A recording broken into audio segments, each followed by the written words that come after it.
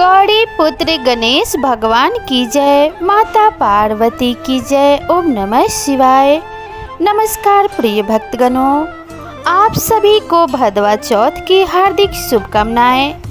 सनातन धर्म में भाद्रपद कृष्ण पक्ष की चतुर्थी तिथि का विशेष महत्व माना जाता है, जिसे भादो चौथ, भदवा चौथ, भाद्रपद चौथ, बहुला चौथ, हेरंब संकष्टी चतुर्थी आदि नामों से जाना जाता है। इस साल भदवा चौथ व्रत 22 अगस्त यानी कि आज रखा जा रहा है। यहाँ आप आज जानेंगे कि भदवा चौथ की पूजा विधि और शुभ मुहूर्त क्या है। भादो महीने की संकष्टी चतुर्थी को बहुला चौथ, भदवा चौथ और भादो चौथ भी कहते हैं। इस दिन लोग व्रत रखते हैं और भगवान गणेश की पूजा करते हैं। ये व्रत चंद्रोदय के बाद ही पूरा होता है। बहुला चतुर्थी में मुख्य तौर पर गायों की पूजा होती है। हिंदू धर्म में गाय को माता का दर्जा दिया गया है। कहते हैं भादो चौथ में जो कोई गाय की पूजा करता है उसकी किस्मत चमक जाती है। चलिए जानते हैं भदवा चौथ की पूजा विधि और शुभ मुहूर्त तथा व्रत महत्व। बहुला चौथ 22 अगस्त 2024 गुरुवार को मनाई जा रही है। इस दिन पूजा का शुभ मुहूर्त शाम 6:40 से शाम 7:06 तक रहेगा। चतुर्थी तिथि का प्रारंभ 22 अगस्त की दोपहर 1:46 पर होगा और इसकी समाप्ति 23 अगस्त की सुबह 10:38 पर होगा। 22 अगस्त को चंद्रोदय रात 8:43 पर होगा। भाद्रपद संकष्टी चतुर्थी के दिन चंद्रमा की पूजा करना अनिवार्य होता है। इसके बिना ये व्रत पूरा नहीं माना जाता, इसलिए व्रती चंद्रमा को अर्घ्य जरूर दें। भादो संकष्टी के दिन पूजा करने के लिए इस दिन सुबह जल्दी उठकर स्नान कर लें, फिर गायों और बछड़ों को स्नान करवाएं। यदि आपने व्रत रखा है तो गेहूं से बने किसी भी प्रकार के भोजन का सेवन ना करें। व्रती को इस दिन चाकू का इस्तेमाल भी नहीं करना चाहिए। इस दिन गौ पूजन के बाद घर में ही श्री कृष्ण और विष्णु जी की पूजा करनी चाहिए। शाम के समय गोधूली बेला में गाय और बछड़ों की पूजा करनी चाहिए।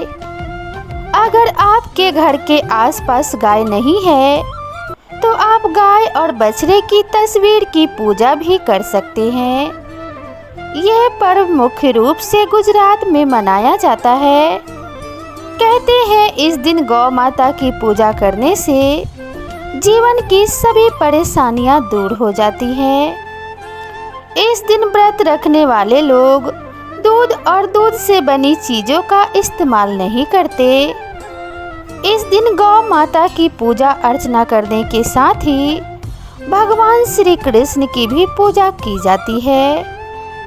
इस दिन किसान विशेष तौर पर सुबह के समय गाय और बछड़ों को नहलाते हैं और गौशाला की सफाई भी करते हैं। विधि विधान से पूजा करने के बाद भादो चौथ संकष्टी गणेश चतुर्थी व्रत की कथा का प्रेम पूर्वक श्रवण करना चाहिए। तो कथा को शुरू करने से पहले प्रेम से बोलिए ओम श्री गणेशाय नमः। भदवा चौथ के पौराणिक कथा के अनुसार एक ब्राह्मण था जिसके घर एक बेटा और बहू थे। बेटा और पिता कुछ कमाते तो थे नहीं, जो बहू के साथ आया हुआ दहेज का धन था उसी से अपना काम चलाते थे। जब भी बहू बाहर कचरा डालने जाती थी तब उसके पास वाली पड़ोसन उससे पूछती थी कि बहू आज खाने में क्या खाकर आई हो।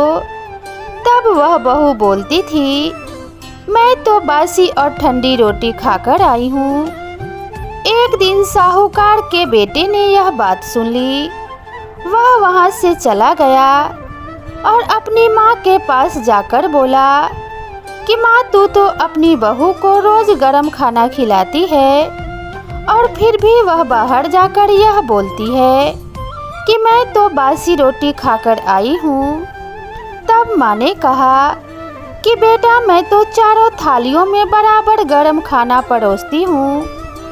यदि तुम्हें यकीन नहीं तो तुम खुद देख लेना। वह अगले दिन तबीयत खराब होने का बहाना बनाकर कंबल ओढ़कर लेट गया। तब उसको यह देखकर आश्चर्य हुआ कि बहू ने तो गरम गरम खीर और खाड़ का भोजन किया है, और जब बहू बाहर गई तो वह उसके पीछे पीछे जाने लगा।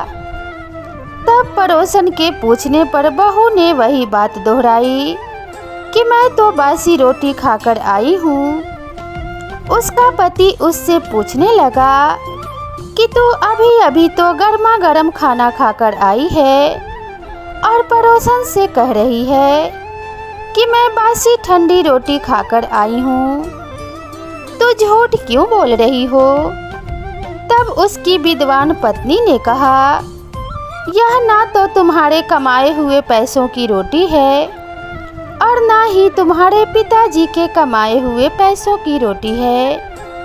यदि हम इसी तरह बैठे बैठे धन को खर्च करते रहे तो यह एक दिन कुएं के पानी की तरह समाप्त हो जाएगा। इसके बाद उसका पति कमाने के लिए विदेश चला गया। पीछे से उसकी पत्नी 12 महीने का चौथ का व्रत करती थी। उसको विदेश में रहते हुए 12 वर्ष व्यतीत हो गए। तब चौथ माता और विनायक जी महाराज ने सोचा कि इसको अब घर बुलाना चाहिए।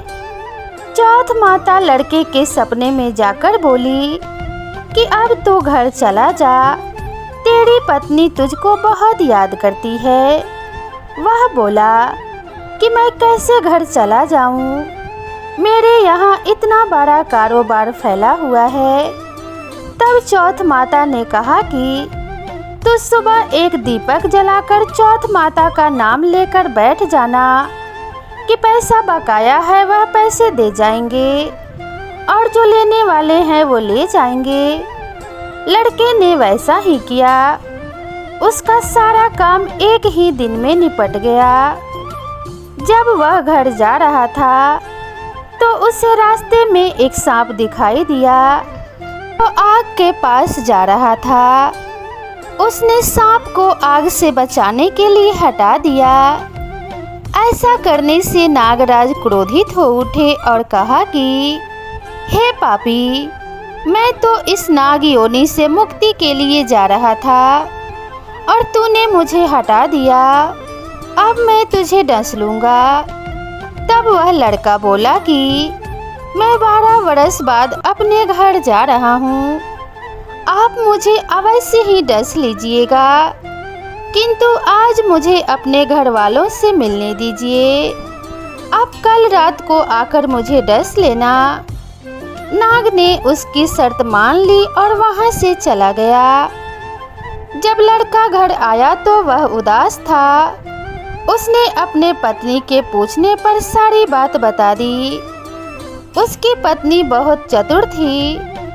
उसकी पत्नी ने एक सीढ़ी पर बालू रेत बिछा दी, दूसरी सीढ़ी पर दूध का कटोरा रख दिया, तीसरी पर फूल माला बिखेर दिए, चौथी पर इत्र छिड़क दिया, पांचवी पर मिठाई रख दी, छठी सीढ़ी पर जौ और सातवीं पर रोटी रख दी। रात को जब सांप आया तो सबसे पहले ठंडी ठंडी रेत में लेट कर आया। फिर दूसरी सीढ़ी पर दूध पीकर कहा कि मैं एक ब्राह्मणी के बेटे को डसता तो नहीं, लेकिन वचन दिया हुआ है इसलिए डसना ही पड़ेगा। फूल माला की सीढ़ी से होता हुआ प्रसन्नता पूर्वक इत्र की खुशबू लेता हुआ ऊपर की ओर आने लगा। सांप को ऊपर आता हुआ देखकर विनायक जी ने चौथ माता से कहा कि इस ब्राह्मणी के बेटे की रक्षा करनी होगी। क्योंकि इसके पत्नी इसके लिए चौथ का व्रत करती है, उसका फल तो देना ही पड़ेगा। तब विनायक जी ने सीढ़ी पर रखे हुए आँखों से सेल बनाई और चौथ माता ने रोटी की ढाल बनाई और सांप के आगे लगा दी। विनायक जी ने जो जौ के सेल बनाए थे उनमें से सांप की मौत हो गई। सुबह उस लड़के से मिलने गांव के लोग आने लगे, क्योंकि वह 12 वर्ष के बाद वापस घर आया था। लोगों ने उसे आवाज दी, लेकिन वह तो उदास बैठा था, इसलिए बोला नहीं। जब उन्होंने देखा कि सीढ़ियों पर तो खून पड़ा है, तो वे चिल्लाने, रोने और चीखने लगे। ब्राह्मण का आज तो बेटा मर गया है। यह सब देखकर ब्राह्मणी भी जोर जोर से रोने लगी। आवाज सुनकर उसका बेटा नीचे आया और कहा कि माँ, मैं मरा नहीं हूँ, यह तो मुझे डसने आया सांप मर गया है। यह सब देखकर उसकी पत्नी भी प्रसन्न हो गई कि मेरे पति के प्राण बच गए। उसने चौथ माता को धन्यवाद दिया और कहा कि यह तो चौथ माता ने मेरे व्रत करने का फल दिया है और मेरे पति के प्राणों की रक्षा कर मेरे सुहाग की रक्षा की है। हे चौथ माता, जैसा फल ब्राह्मणी के बेटे को दिया वैसा फल सभी को देना। कहानी कहने वाले को और कहानी सुनने वाले को, कहानी सुनकर हुंकार देने वाले को और पूरे परिवार को देना। तो प्रेम से बोलिए गणेश जी महाराज की जय, चौथ माता की जय। तो चलिए अब हम प्रेम पूर्वक विनायक जी की कथा सुनेंगे। एक बार गणेश जी एक छोटे बालक के रूप में चिमटी और चावल चमचे में दूध लेकर निकले। वे हर किसी से कह रहे थे कि कोई मेरी खीर बना दो, कोई मेरी खीर बना दो। एक बुढ़िया बैठी थी, उसने कहा, ला मैं बना दूं। वह छोटा सा बर्तन चढ़ाने लगी। तब गणेश जी ने कहा कि दादी माँ, छोटी सी भगोनी मत चढ़ाओ, तुम्हारे घर में जो सबसे बड़ा चरू है वही चढ़ा दो। बुढ़िया ने वही चढ़ा दिया। वह देखती रह गई कि वह तो पूरा भर गया है। गणेश जी ने कहा, दादी माँ, मैं नहा कर आता हूँ। खीर तैयार हो गई तो बुढ़िया के पोते पोती खीर खाने के लिए रोने लगे। बुढ़िया ने कहा, गणेश जी आपके भोग लगना, कहकर चूल्हे में थोड़ी सी खीर डाली और कटोरे भर भर कर बच्चों को दे दी। पड़ोसन ऊपर से देख रही थी। बुढ़िया ने सोचा यह चुगली खा देगी, सो कटोरा भरकर उसे भी पकड़ा दी। बेटे के बहू ने चुपके से एक कटोरा खीर खाई और कटोरा चक्की के नीचे छुपा दिया। अब भी गणेश जी नहीं आए। बुढ़िया को बहुत भूख लग रही थी। एक कटोरा खीर का भरकर किवाड़ के पीछे बैठकर एक बार फिर कहा, जय गणेश जी आपके भोग लगना, और खाना शुरू कर दिया। तभी गणेश जी आ गए। बुढ़िया ने कहा, आजा रे गणेशा, खीर खा ले, मैं तेरी ही राह देख रही थी। गणेश जी ने कहा, दादी माँ, मैंने तो खा ली। बुढ़िया ने कहा, कब खाई? गणेश जी ने कहा, जब तेरे पोते पोती ने खीर खाई तब खाई, जब तेरी पड़ोसन ने खाई तब खाई, जब तेरी बहू ने खाई तब खाई, और जब तूने खाई तो पेट पूरा ही भर गया। बुढ़िया ने कहा, बेटा, और सारी बात तो सच है, पर बहू बिचारी का तो नाम मत लेवे। वह तो सुबह से काम में लग रही है। उसने खीर कब खाई? गणेश जी ने कहा, चाकी के नीचे देख, झूठा कटोरा पड़ा है। तूने तो मेरे भोग तो लगाया, वो तो वैसे ही खा गई। बुढ़िया ने कहा, बेटा घर की बात है, घर में ही रहने दो। बता, बची हुई खीर का क्या करूं? गणेश जी ने कहा, नगरी जिमा दे। लोगों को न्योता दिया तो सब हंसने लगे। बोले कल तक तो खाने का पता नहीं था, आज नगरी जिमाएंगे। फिर भी लोग आए और ठाठ से जिमे, नगरी जिमा दी। तब भी चिरू पूरा ही भरा था। राजा को पता लगा तो बुढ़िया को बुलाया और कहा, क्यों बुढ़िया, ऐसा चरू तेरे घर अच्छा लगे या हमारे घर? बुढ़िया ने कहा, राजा जी आप ही ले लो। राजा ने खीर का चरू महल में मंगा लिया। लाते ही खीर में कीड़े मकोड़े बिच्छू कंसले हो गए और दुर्गंध आने लगी। राजा जी ने कहा, बुढ़िया चरू वापस ले जा, जा तुझे हमने दे दिया। बुढ़िया ने कहा, राजा जी आप देते तो पहले भी कभी देते, यह चरू तो मुझे गणेश जी ने दिया है। बुढ़िया ने चरू वापस ले लिया। लेते ही सुगंधित खीर हो गई। घर आकर बुढ़िया ने गणेश जी से पूछा, बची हुई खीर का क्या करूं? गणेश जी ने कहा, झोपड़ी के कोने में गड्ढा खोदकर गाड़ दे। उसी जगह सुबह उठकर वापस खोदोगे तो धन के 2 चरू मिलेंगे। ऐसा कहकर गणेश जी अंतर ध्यान हो गए। जाते समय झोपड़ी के लात मारते गए तो झोपड़ी के स्थान पर महल हो गया। सुबह बहू ने फावड़ा लेकर पूरे घर को खोद दिया तो कुछ भी नहीं मिला। बहू ने कहा, सासू जी थारो गणेश जी तो झूठो हैं। सास ने कहा, बहू मारो गणेश जी झूठो तो नहीं है, ला मैं देखूं। वह सुई लेकर खोदने लगी तो टन टन करते 2 धन के चर निकल आए। बहू ने कहा, सासू जी गणेश जी तो सांचो ही है। सास ने कहा, गणेश जी तो भावना के भूखे हैं, जो भाव से उन्हें एक छोटी इलायची ही चढ़ा दे उसी से प्रसन्न हो जाते हैं। हे गणेश जी, जैसा तुमने बुढ़िया को दिया वैसे सबको देना।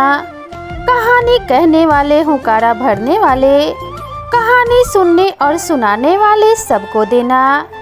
तो प्रेम से बोलिए गणेश जी महाराज की जय, चौथ माता की जय। तो दोस्तों मैं आशा करती हूँ आप सभी को यह कथा पसंद आई होगी। कथा पसंद आई हो तो वीडियो को एक लाइक ज़रूर करें और कमेंट बॉक्स में जय श्री गणेश जी ज़रूर लिखें। तो मिलते हैं इसी तरह की नई कथा और नई कहानी के साथ, तब तक के लिए राधे राधे।